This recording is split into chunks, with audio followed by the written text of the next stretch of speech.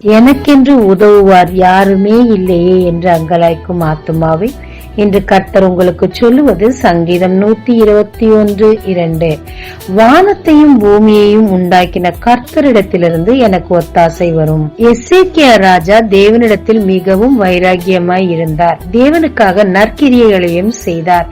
அவருக்கு 2 விதமான பிரச்சனைகள் வந்தது. 2லும் அவர் தேவனை நோக்கி பார்த்தார். 2லும் தேவன் வானத்திலிருந்து அவருக்கு ஒத்தாசை அனுப்பி அவருக்கு உதவினார். 1.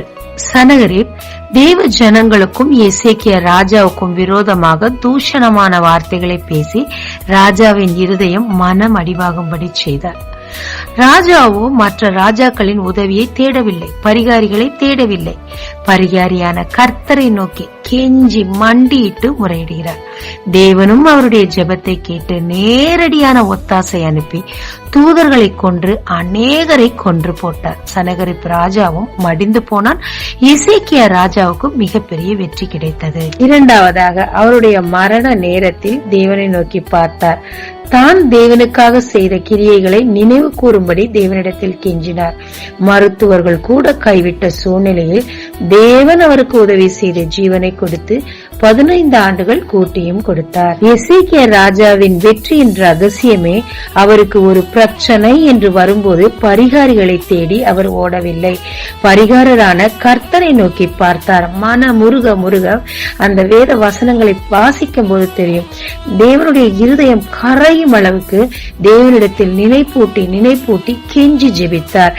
எனவே வானத்தையும் பூமியும் உண்டாக்கின கர்த்தர் நேரடியான உதவிகளையும் செய்தார், ஆச்சரியமான உதவிகளையும் அவருக்கு செய்தார். ஆமாங்க, நாமும் நம் சூழ்நிலை நெருக்கத்து நிமித்தமாக பரிகாரிகளை தேடி ஓடிக்கொண்டிருக்கிறோமா? பரிகாரரான கர்த்தர் நமக்காக இருக்கிறார். தன் ஜீவனையே நமக்காக கொடுத்தவர் கூட எதைத்தான் கொடுக்க மாட்டார்.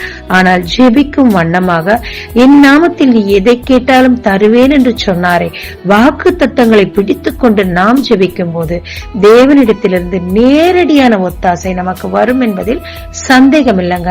விசுவாசிங்க, பெற்றுக்கொள்ளுங்க. ஜெபிக்கலாமாங்க. தேவரீர், இந்த உலகத்தில் எனக்கு என்று ஒத்தாசை செய்ய யாரும் இல்லை, என்னை புரிந்து கொள்ள யாரும் இல்லை.